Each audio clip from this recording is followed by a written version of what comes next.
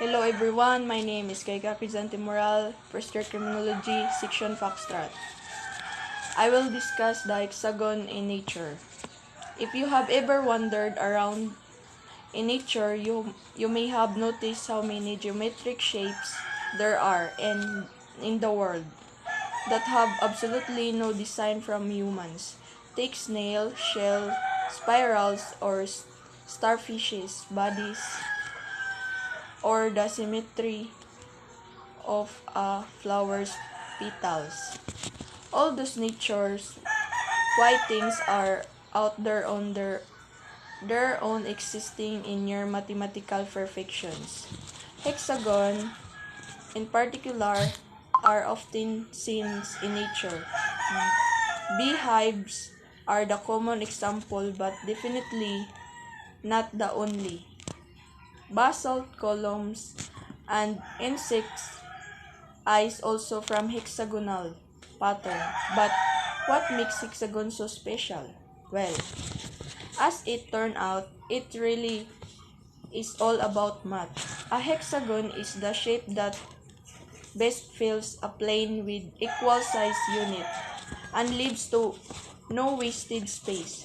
Hexagonal packing also minimize the perimeter for a given area because of its 120-degree angles. With these structures, the pull of surface tension in each direction is most mechanically stable, with which is may, even though bees make their honeycombs with circular units, the end result when the wax hardens into place in hexagonal. Hey sir, good day everyone.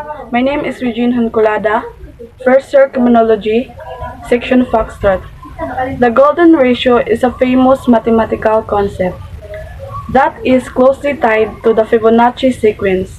The golden ratio or golden mean, represented by the Greek letter pi, is an irrational number that approximately equals to 1.618.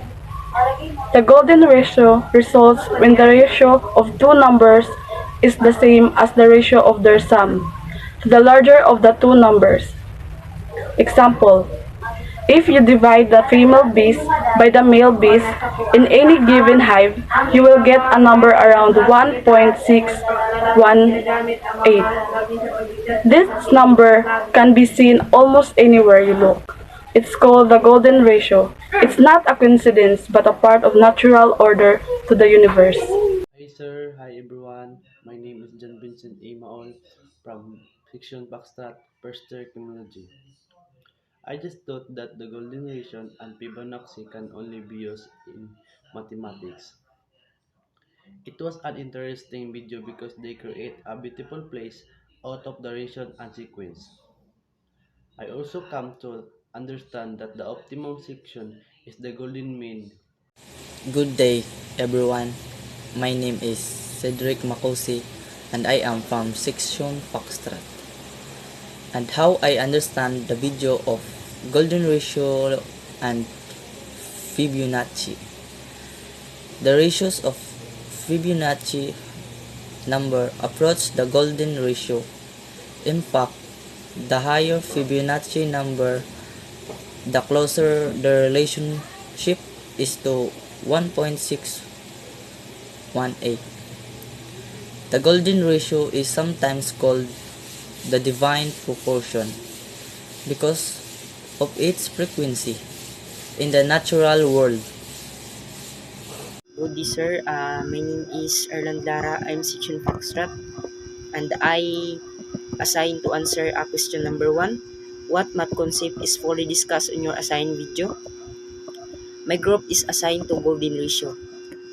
So, the golden ratio is 1.618 or more than, represented by the Greek letter of pi. So, instead we say 1.618 or more than, we say pi is said to be a mathematical connections between two aspects of an object. It is called the Fibonacci sequence, and it can be found across all of nature's plants, animals, weather, structures, star system it is ever presented in the universe. Good day, sir. I am Anton J. B. Mendez from Section Foxtrot. This is my video presentation. I learned about the video I watched. The number is to be seen wherever we go, and it's called the golden ratio. In Fibonacci sequence pattern, which is the number which is the sum of the two preceding ones. Good day, sir. Good day, everyone. My name is Troy Tarante Machika, first year Criminology, Section Foxtrot. The golden ratio has over the centuries even been considered as the perfect illustrations of beauty. For the uninitiated, the golden ratio is also called golden mean, golden section, or the divine proportion. Is one of the most famous irrational numbers, like another famous irrational number pi. The golden ratio goes on forever. The ratios of sequential Fibonacci numbers approach the golden ratio. In the fact, the higher the Fibonacci numbers, the closest the relationship is to 1.618. The golden ratio is sometimes called the divine proportion because of its frequency in the natural world.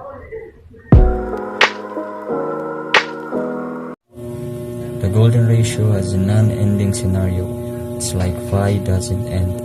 Music has its golden point. For example, do re mi fa sol la ti do ti la so fa mi re do.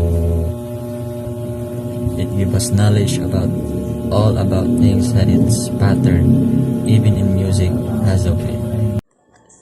The golden ratio, also known as the golden section, golden mean, divine proportion, or Greek letter pi. This ratio is found in various arts, architecture, and designs.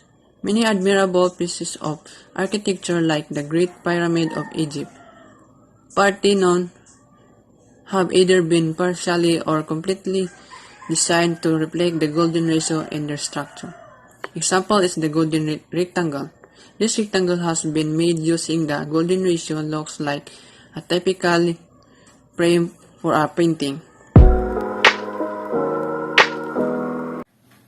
Good day, I am Carlo B. Cabriana. Today we will tackle about what is the concept of the golden spiral. The golden spiral is the pattern created based on the concept of the golden ratio. Golden ratio is the universal law that represents the ideal in all forms of life and matter. In fact, it is often cited as an example of the connection between laws of mathematics and the structure of living things. Real-world cases are examples that would show us the golden ratio. For example, the measurement from the navel to the floor and to the top of the head to the navel is the golden ratio. And that's all. Thank you. These are also examples of golden ratio.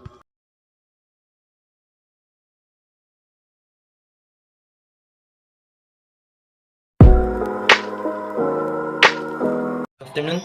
So question number 3 is about mathematical truths or certainties. So sa truths is the kind of truth you get in math is a rather low level of truth, tautological truth. Physicists use math as a tool to whatever extent they are able to put truth in at the beginning. Math allows one to derive consistent results. The choice of math to use has to be part of the input and empirical choice. So sa certainties, something that will definitely happen. Victory is now a mathematical certainly. Synonyms and related words, something that is certain or likely to happen. Thank you. What are your insight about these mathematic truths or certainties? Certainly, usa ka butang kung unsa ang siguradong may tabo. Ang kadaugan mao kung giunsa ang kasiguruan sa matematika nga makasigulugan og may kalabutan nga sigurado o lagmit nga may tabo. Chut, ang matang sa kamatuoran nga imong makuha sa math kay usa ka ubos nga level sa kamatuoran. Ang mga physics na gamit sa math isip gidak-on nga sila naa sa lamisa. Aron ibutang ang kamatuoran sa sinugdanan. Ang matematika nagtugot sa usa nga makakuha nga makanunayon nga mga resulta ang pagpili niya na. Math nga gamiton kinahanglan kabahin sa input, usa ka empirikal nga pagpili.